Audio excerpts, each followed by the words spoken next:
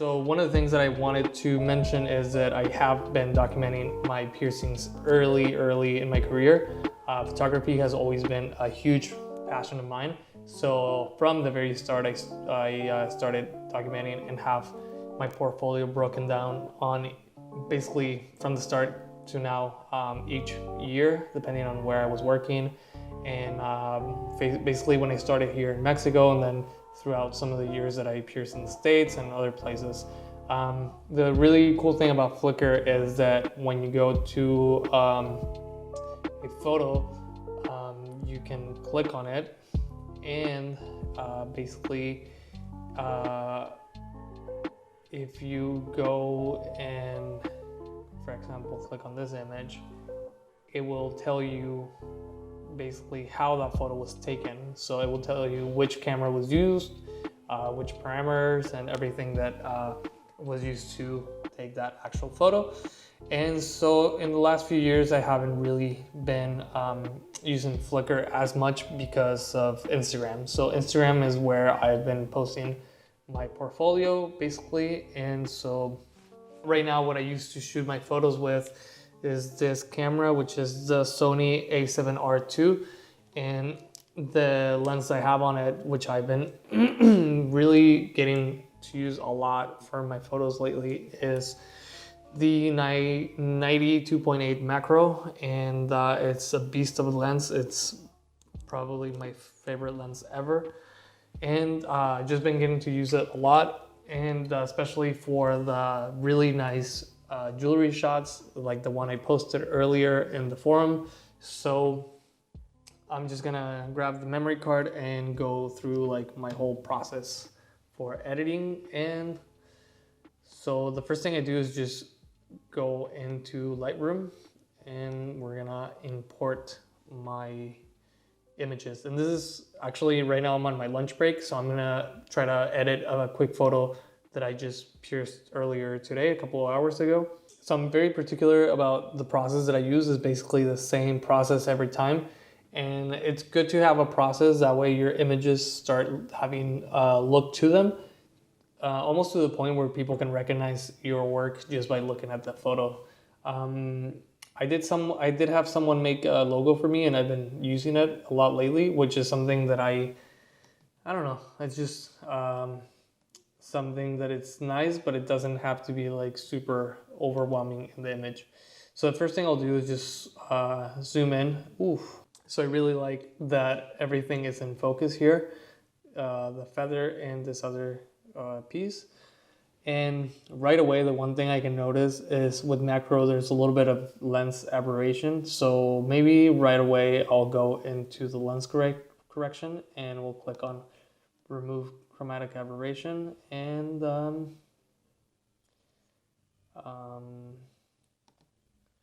let's see what does. It did a little bit, but now what I'm going to do is just go into my curves, and the tone curve is just like a whole other video. Maybe we can get really into that in a different video, but basically what I'm going to do is just right here, there's a lot of red, so I'm going to try to bring it down just a tiny bit.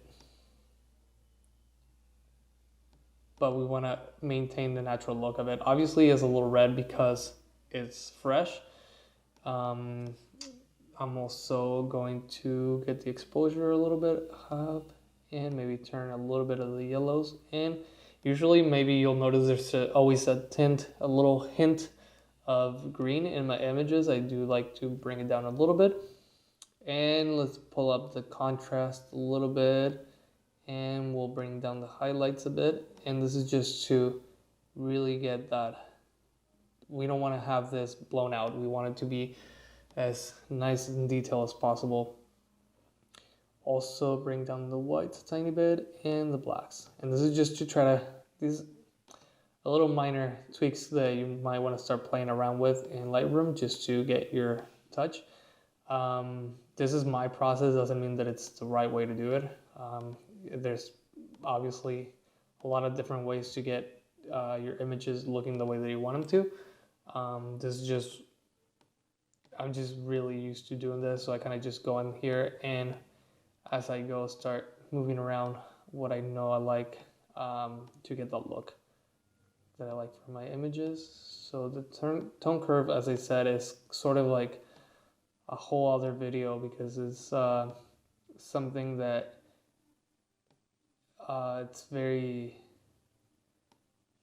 a very dense subject. But basically what we do here is we have the highlights over here and we have the shadows here, and we try to find the look that we like with playing around with these this tone curve. So it's looking kind of nice. I might want to bring it up a little bit around there. So this is the one part that many people might call as cheating, but you know, you got to do what you got to do to get your photos looking nice. But what I do is bring down the saturation of the reds a little bit, and the luminance I'm gonna bring it down. So it's, if you can see, it kind of makes it look a little bit less red when you pull it up. So maybe around there. You don't want it to look super fake. I'm gonna do the opposite with the yellow because I want the yellow to be more noticeable. So that's looking pretty nice. Still might bring the saturation of the reds to there. So that's starting to really look like the kind of photo that I want to post. Last thing I'm going to do is just put a little bit of sharpening. And so now that I have the image looking the way that I want it to look, I might go through a couple other photos and do the previous, basically like copy and paste the settings. So you can tell maybe this one, it's looking good, but it's not as sharp or as in focus. I'm going to try with this one too. And yeah, that one looks cool too, but I really like that on this photo you get everything in focus.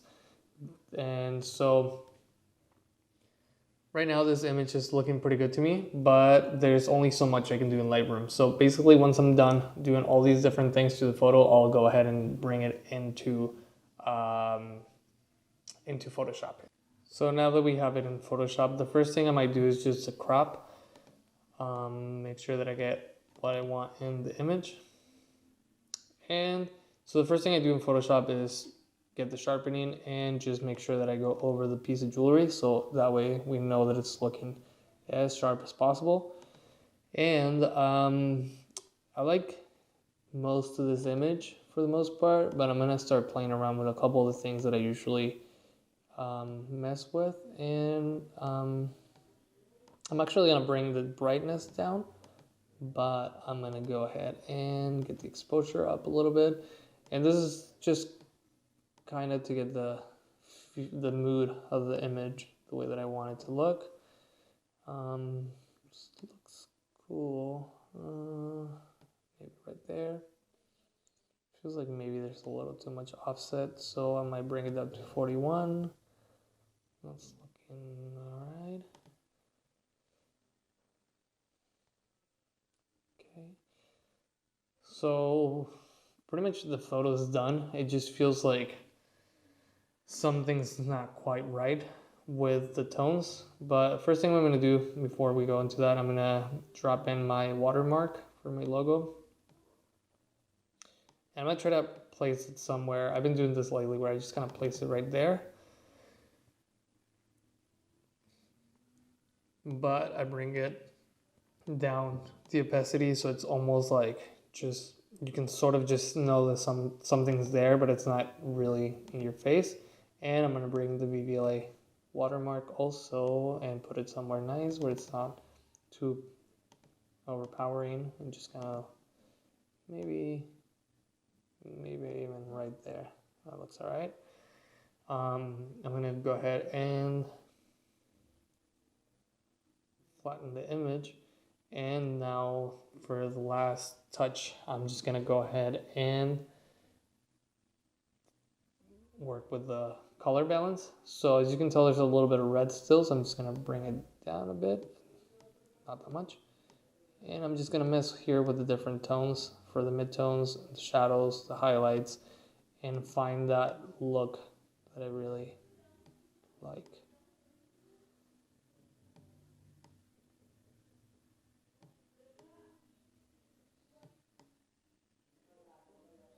So there's no rule for any of this. Basically, you want to just find the style that works for you. And I mean, I'm sure that if you've seen any of my work, you know there's definitely like a mood to my photos. So I just try to replicate it. And it's kind of hard because lighting conditions are never the same. Skin tones are never the same. So it's something that you just kind of like go trial and error. And that's pretty good for me. The only one thing that I might change this is I want it to be a little bit more contrasty. So I might go back into my curve and just bring it down here a bit. And that's looking pretty good. All right, so since the A7R2 is a camera that takes huge files, I also make it half the size. And then this when I go ahead and save it.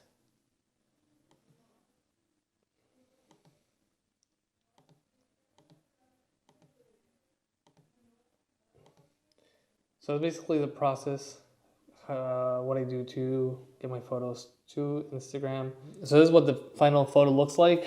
I'm pretty happy with it. It's pretty much ready to go on Instagram. And if there's anything else that you feel like I'd be able to help you out with, please leave it in the comments. And maybe I'll do another one of these soon. And also, I feel like there's a whole video that needs to be done on how I get my images, how I take the photos actually. So if that's something that you're interested in, please hit me up, let me know, and I'll see you next time.